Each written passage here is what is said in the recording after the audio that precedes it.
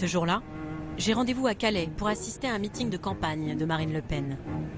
J'ai en tête les reproches qu'elle fait très souvent aux journalistes. Non, vous résumez de manière caricaturale. Vous vous écoutez en fait plus que vous ne m'écoutez, c'est ça. C'est le problème du journalisme actuel. Nous allons justement la prendre au mot, l'écouter attentivement. Dans ce cabaret, transformé en tribune politique, 500 personnes accueillent la candidate du Front National. Vous êtes très nombreux ce soir. Mes chers compatriotes, je dis bien mes chers compatriotes, car nos élites du NPS ont la fâcheuse tendance à vous exclure de la communauté nationale. Vous, citoyens de Calais, vous êtes régulièrement oubliés, méprisés et humiliés. Très vite, Marine Le Pen parle d'immigration.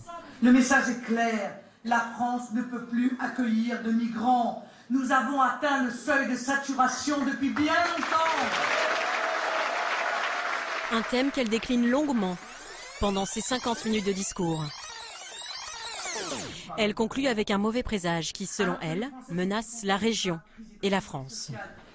Mais si nous échouons en décembre, ils redoubleront d'efforts pour faire venir toujours plus d'immigrés clandestins. Ils vous demanderont toujours plus de vous pousser pour les loger. Mes chers amis, le redressement national commence ici, à Calais. Les 6 et 13 décembre prochains, faites le choix d'une présidente courageuse et d'une région ambitieuse.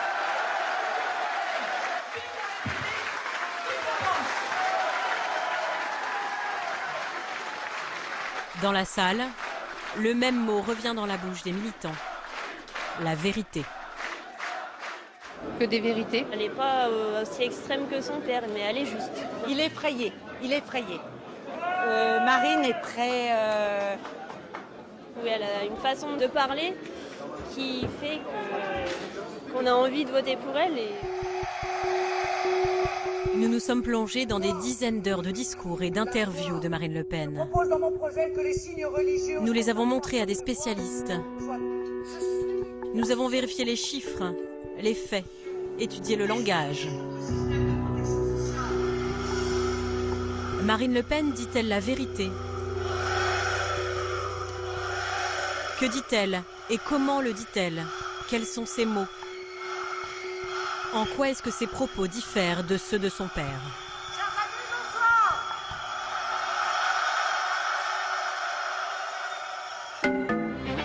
Vous recevez ce matin la présidente du Front National. Marine Le Pen, la présidente du Front National, est notre invitée ce matin. Bonjour à tous, bonjour Marine Le Pen. Bonjour. Depuis le début du mois de septembre, avec la crise des migrants, c'est dans l'air du temps. Marine Le Pen enchaîne les interventions médiatiques. Ce que je vois surtout, c'est que nous sommes confrontés à une situation catastrophique, dramatique, et ça n'est que le début, car le réservoir est inépuisable. Ils vont arriver ici. Mais ils arrivent déjà, monsieur Brézé. Mais où? Sortez du 16e, bon mais sang. dites-nous. Ils arrivent déjà. Marine Le Pen dit-elle la vérité, pour reprendre l'expression des militants? Au-delà des images d'actualité frappantes, que disent les faits et les chiffres? Je suis allée pousser la porte de l'Office des Nations Unies chargé des réfugiés. Marine Le Pen dit-elle vrai ou faux? À partir du moment où on ne prend pas les mesures nécessaires, l'immigration ne va faire que s'aggraver. Aujourd'hui, on se retrouve, honnêtement, avec une véritable submersion migratoire. Enfin, on n'est pas envahi du tout au regard des chiffres. Aujourd'hui, nous sommes confrontés en Europe à un afflux léger en comparaison avec les pays qui sont voisins de la Syrie ou voisins de l'Irak, qui, eux, accueillent énormément de réfugiés. Plus de 4 millions de Syriens ont fui leur pays depuis 4 ans. Où sont-ils allés? 2,2 millions en Turquie, 1,2 million au Liban et 400 000 en Europe, soit moins de 10%. Aujourd'hui, les réfugiés représentent un tiers de la population du Liban. C'est comme si en 4 ans, la France avait accueilli 22 millions de réfugiés. Elle va accueillir 24 000 Syriens, soit moins de 0,04% de sa population. La plupart de tous les réfugiés syriens que j'ai rencontrés au Liban, en Jordanie, qui y sont maintenant depuis plus de 4 ans, ce qu'ils veulent avant tout, c'est rentrer chez eux. Et ce n'est pas le rêve d'aller en Europe. Au-delà des réfugiés, Marine Le Pen parle beaucoup d'immigration. Ça tombe bien, j'ai rendez-vous au musée de l'immigration à Paris. 2 chercheurs vont nous aider à y voir plus clair. Gringoire, donc, qui est un organe d'extrême droite, dès 1937, s'en prend aux réfugiés espagnols républicains. Les premiers réfugiés sont déjà représentés comme une foule infinie, puisqu'elle est encore là à l'horizon. Elle est menaçante, ils ont le poing levé, ils ont des mines patibulaires extrêmement inquiétantes. François Héran est démographe. Il travaille sur ces questions depuis 30 ans. Je veux vous redire une fois pour toutes qu'il est impossible d'assimiler une immigration aussi massive que celle que nous vivons depuis maintenant des décennies. 10 millions d'étrangers entrés dans notre pays en 30 ans. D'abord, ça n'est pas 10 millions, c'est à peu près 7 millions. 10 millions! Mais quel pays est capable d'assimiler cela? Si vous prenez tous nos voisins, l'Allemagne a absorbé 14 millions d'étrangers dans 30 ans, la Grande-Bretagne aux environs de 13, 14, l'Italie aux environs de 10, enfin tous les grands pays européens dont la population est comparable font un peu plus que nous. Notre pays connaît depuis le début du quinquennat de Nicolas Sarkozy, c'était il y a 8 ans, chaque année, 200 000 entrées légales par an sur son territoire. C'est vrai, c'est plus de 200 000 entrées permanentes par an en France. Jean-Christophe Dumont est économiste à l'OCDE. C'est un chiffre qui ne bouge pas, qui reste à ce niveau dramatiquement haut. Le chiffre est correct, mais elle donne l'impression que ce sont plus de 200 000 personnes qui s'installent définitivement chaque année en France. Ce n'est pas la réalité. Au bout d'un certain temps, environ un immigré sur 2 repart. L'immigration d'aujourd'hui est une immigration économique, dans un pays économiquement exsangue, qui grève nos comptes sociaux, pèse à la baisse sur nos salaires, déstabilise le marché de l'emploi. La réalité, au niveau macroéconomique, c'est que l'immigration n'a pas d'effet significatif sur les salaires et le chômage. On sous-entend que l'économie est un gâteau et qu'on a plus de convives, donc on va faire des plus petites parts pour partager entre tout le monde. Mais c'est pas comme ça que ça fonctionne l'économie. Parce que quand des gens contribuent au marché du travail, ils contribuent à faire augmenter la taille du gâteau. Si Marine Le Pen ne dit donc pas toujours la vérité, pourquoi son discours parle-t-il autant aux électeurs? Criez votre colère! Hurlez votre espérance! Et surtout, pourquoi ces mots à elle convainquent plus que ceux de son père? Bougez-vous!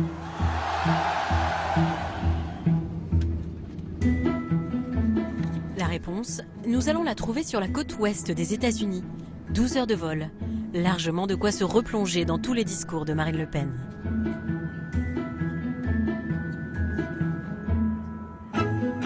C'est en Californie, à la prestigieuse université de Stanford, que m'attend une chercheuse française. Cécile Alduy est professeure de littérature. Nous sommes a priori très loin de la politique. Et pourtant, il y a 2 ans, elle a décidé de s'intéresser à la rhétorique de Marine Le Pen, de la façon la plus scientifique possible. Là, ce sont tous les discours de Jean-Marie Le Pen dans la base de données, et on a un autre fichier pour Marine Le Pen. On a donc compilé 500 textes de Jean-Marie Le Pen, de Marine Le Pen, de 1987 à 2013. Et on essaie de voir c'est quoi les zones où ils se superposent, où ils disent la même chose avec les mêmes mots. Près d'1 million de mots passés au crible du logiciel. Et la surprise, il y a peu de superposition. En bleu, les expressions de Marine Le Pen. En rouge, celles de son père. Et donc là, la première chose, c'était grosse surprise quand même. Parce qu'il y a très peu de mots qui sont communs.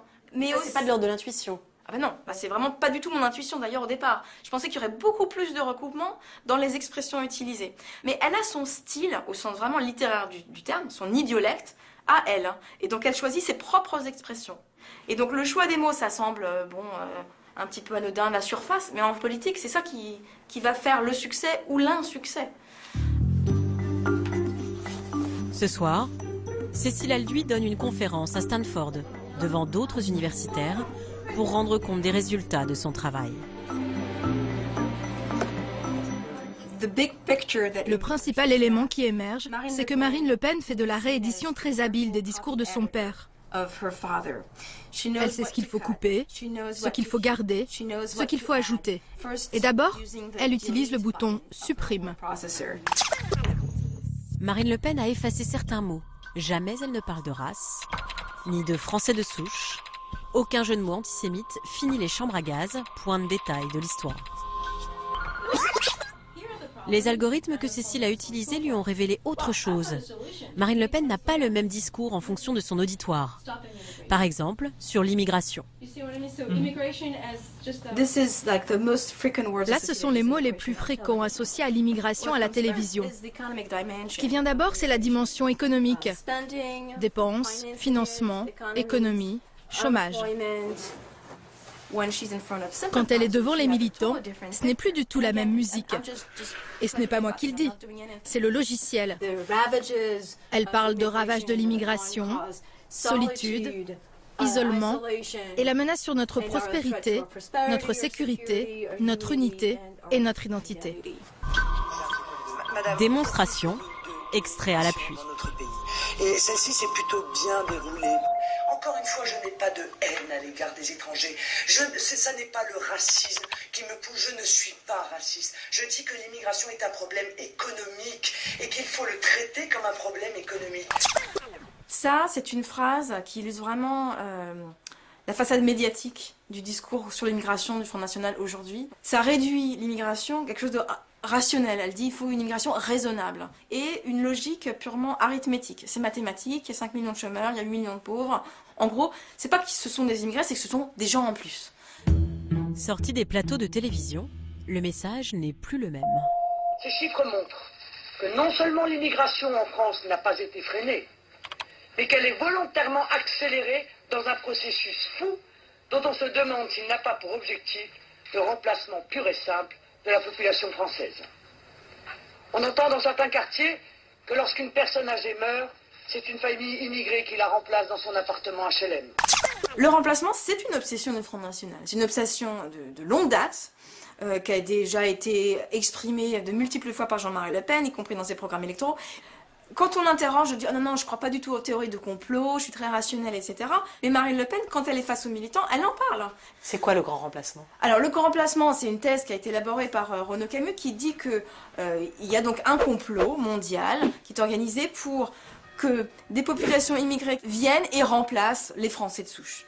Est-ce que ça renvoie à l'idée d'un grand remplacement? Non mais en l'occurrence, je n'ai pas utilisé ce terme, non, mais j'ai fait encore une fois une référence parce que je crois que est-ce que ça renvoie à l'idée soutenue par certains sociétés? Vous êtes un combattant sémantique, vous adorez ça, les débats de mots, etc. Effectivement, elle prend bien soin de ne pas utiliser le mot remplacement lorsqu'elle est à la télévision ou la radio. Donc elle va lisser son vocabulaire pour présenter une image présidentiable, de gouvernante qui gérerait très bien la Maison France. Un double discours qui n'est pas inhabituel. Voici un autre exemple, ce qu'est être français pour Marine Le Pen, ici sur France 2. Je tiens, et merci de me permettre de le faire, à rappeler une bonne fois pour toutes. La priorité nationale est un avantage donné en matière d'emploi ou de logement aux Français, pas aux Blancs, pas aux Français de souche, à ceux qui ont la nationalité française, quelle que soit leur origine, quelle que soit leur religion. En meeting, la définition change du tout au tout. Il faut une nature. Pour naturaliser français, il faut une nature française, une terre française, un air français. On ne naturalisera jamais dans une morne grisaille de béton et de bétume. On ne naturalisera d'ailleurs aucun jeune Français, même si ses parents sont Français depuis des générations, sans qu'ils ne se reconnaissent une terre, une souche, des racines. En implicite, les jeunes des cités ne peuvent pas devenir français parce qu'ils vivent dans le bitume, dans la cité, dans le béton. Et c'est toute l'ambiguïté de Marine Le Pen. C'est-à-dire, à un moment donné, elle va dire ce qui est important, c'est avoir les papiers d'identité français. Et de l'autre jour, elle va revenir dans la vision de Jean-Marie Le Pen, c'est-à-dire une vision biologique de la nationalité française. Et c'est à longueur de temps comme ça. Et selon le moment, elle va avoir telle ou telle posture. Stéphane Vanish a travaillé avec Cécile Alduy, la chercheuse de Stanford. Il avait fait le même exercice, il y a 15 ans, avec les textes de Jean-Marie Le Pen. Et la grande surprise, c'est que ce n'est pas aussi différent que l'on pensait. Au départ, on était parti sur un principe qu'il y avait une véritable coupure entre le père et la fille. Et en fin de compte, la coupure est certes sémantique, mais pas idéologique. Non, nous ne sommes pas xénophobes, nous sommes passionnément francophiles. C'est la novlangue de Marine Le Pen, c'est-à-dire qu'au lieu d'être négative, elle va essayer de positiver en créant de nouveaux mots pour éviter les aspects négatifs, pour pouvoir attirer un nouvel électorat. Passionnément francophiles.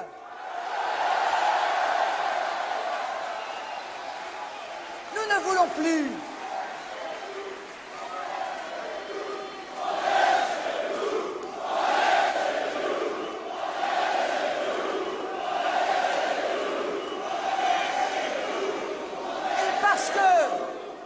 Parce que vous êtes chez vous. Pourquoi vous souriez là?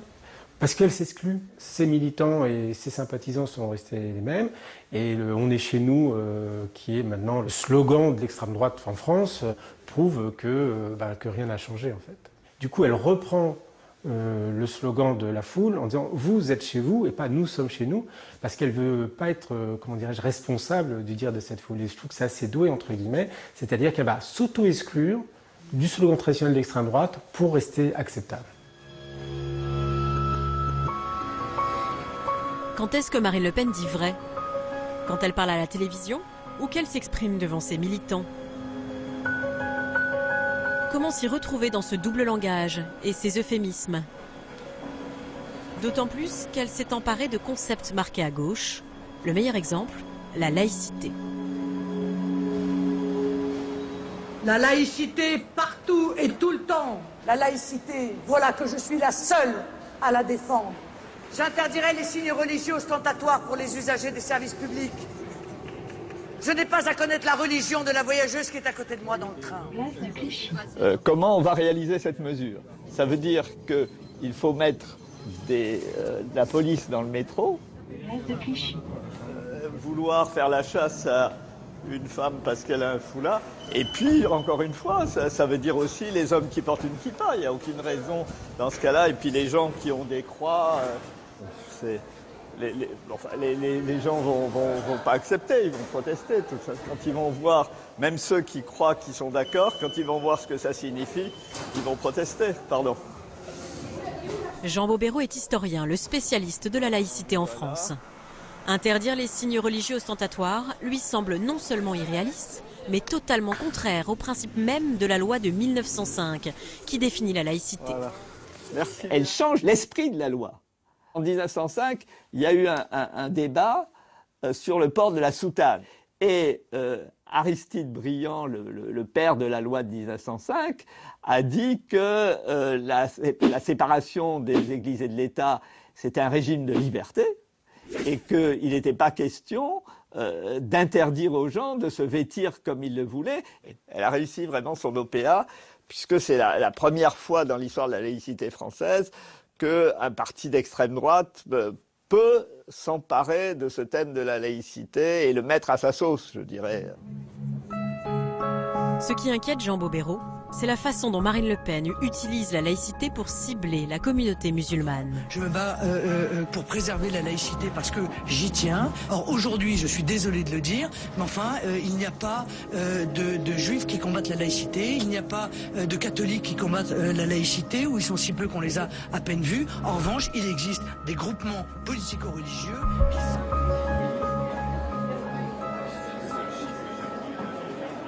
Quand Marine Le Pen s'est emparée du thème de la laïcité, eh bien, si vous écoutez attentivement ses discours, quand elle dit « j'ai pas à connaître la religion de ma voisine dans le train », tout le public comprend qu'en fait, seules les femmes qui portent un foulard sont visées, puisqu'elle parle de la voisine.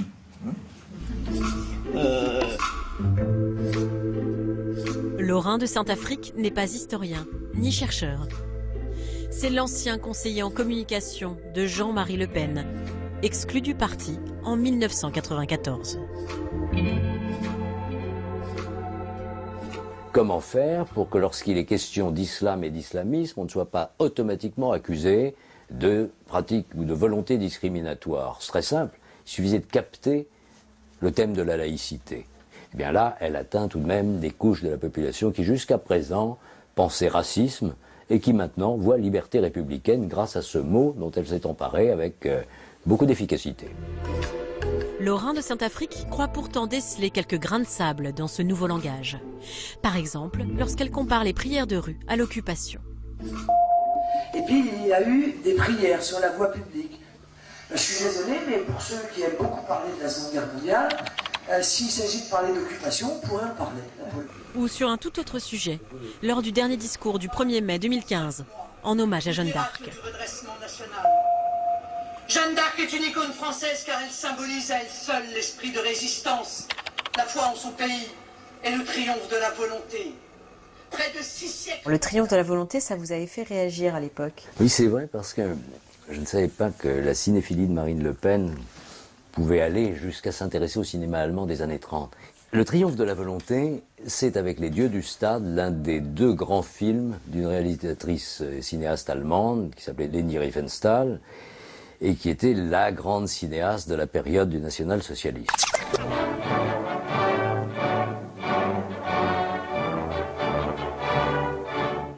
Et donc voir Marine Le Pen dans le même discours évoquer Jeanne d'Arc, le triomphe de la volonté, pour une oreille un petit peu attentive, ça a de quoi surprendre. Est-ce que ça ne peut pas être un hasard? Est-ce qu'on vous l'entendait souvent, l'expression triomphe de la volonté dans la vie courante? Moi, je ne sais pas, mais en tout cas, pour une responsable politique, députée européenne, imaginez si elle dit ça à des collègues allemands, eux, ils vont réagir. Bon, elle ne peut pas se permettre ce genre de choses. Il y voit dans les 2 cas des allusions volontaires, sorte de gages envoyés par Marine Le Pen à sa frange la plus radicale. Il y a eu aussi beaucoup de soutiens qui ne sont pas des soutiens chrétiens-démocrates, si je puis dire, voyez-vous. Et on sait quel part ils ont eu, y compris personnellement pour Marine Le Pen, dans son accession à la présidence du Front National. Et donc il faut quand même, de temps en temps, envoyer quelque chose de ce côté-là. Un peu tiré par les cheveux, peut-être. D'autant plus que dans ce contexte de brouille père-fille, Lorrain de Saint-Affrique vient de se réconcilier avec Jean-Marie Le Pen. Ils retravaillent dorénavant ensemble. Pourtant, nous avons trouvé d'autres allusions. Comme dans cette interview donnée à Radio Classique au mois de septembre dernier. Aujourd'hui, on se retrouve, honnêtement, avec une véritable submersion migratoire. Enfin, je veux dire, j'appelle tous ceux qui nous écoutent à lire ou à relire Le Camp des Saints de Jean Raspail. Ce roman, publié en 1973, raconte l'arrivée imminente d'1 million de migrants sur les côtes françaises. Voici un résumé par son auteur. Ils débarquent. Si on les laisse débarquer, il y en a 5 millions qui arrivent derrière, n'est-ce pas? Et on sera envahi. Quelle est la solution? On tire dans le tas ou on laisse faire? C'est ça le camp des saints. Pour le narrateur, les patriotes sont ceux qui défendent la race blanche et veulent tirer sur les migrants. Page 251. C'est le devoir de tout citoyen conscient de sa culture, de sa race et de sa religion de prendre spontanément les armes. C'est le fusil de chasse à la main que j'attendrai l'armée en haillons de l'Antéchrist. Page 51. Ils couvriront de caca votre terrasse, s'essuieront les mains aux livres de votre bibliothèque. Au moins 87 passages seraient aujourd'hui susceptibles de poursuites pour incitation à la haine raciale. Marine Le Pen n'hésite pourtant pas à mettre ce livre en évidence. Il était déjà présent à l'arrière-plan de cette interview diffusée dans le journal de 20h en avril 2013. Ça va faire plaisir à une certaine partie de son électorat qui peut-être se reconnaît dans ce livre. Donc c'est vraiment une sorte de clin d'œil à la base à peu de frais, puisque elle-même ne peut pas être condamnée, c'est pas elle qui a écrit ce bouquin, elle se dédouane de tout racialisme, et en même temps, elle promeut dans l'espace public, elle fait la pub d'un livre qui est profondément raciste. Langage à tiroir, allusion. L'idéologie d'extrême droite est moins visible, mais toujours présente. Qu'en est-il des programmes? Quelle différence entre le père et la fille? À San Francisco, nous retrouvons Cécile Elduy chez elle. La chercheuse a épluché, comparé les programmes de Jean-Marie Le Pen en 2002 et Marine Le Pen en 2012. Ça, c'est celui de 2002. Ça commence « Libérons la France ». La mémoire, le sacré. Et c'est vraiment comme un livre d'explication de la vision du monde de Jean-Marie Le Pen. Et ça, cette fois-ci, c'est le programme politique du Front National pour 2012. Et alors ça, c'est une mise en scène totalement différente. C'est aussi gros, hein, c'est les mêmes mesures qu'on regarde dans le détail, mais c'est par ordre alphabétique. C'est une sorte de menu, et on peut choisir selon nos centres d'intérêt. Donc, vous êtes agriculteur, vous allez regarder à A, agriculture. Mais vous n'allez pas voir justement que à politique familiale, il y a des mesures qui vont dans le sens de favoriser la natalité des Français nés de Français uniquement. Donc cette idée d'un programme à la carte, ça dilue l'idéologie qui est derrière. Mais les fondamentaux sont les mêmes. Ceux qui financent le programme économique, même s'il a un petit peu changé, c'est la priorité nationale, qui est la mesure phare de Jean-Marie Le Pen.